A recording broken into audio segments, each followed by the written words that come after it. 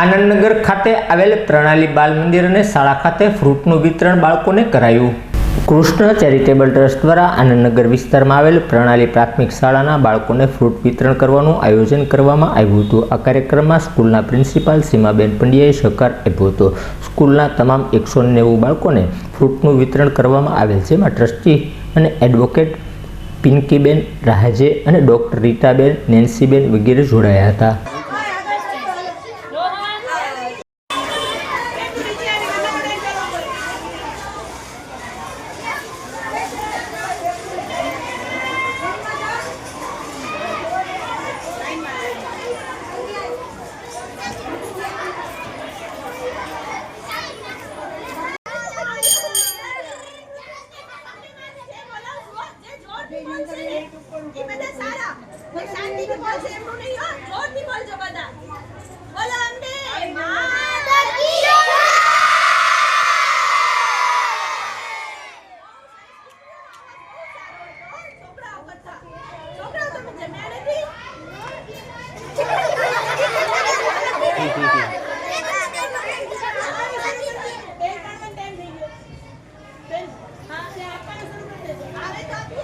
આવી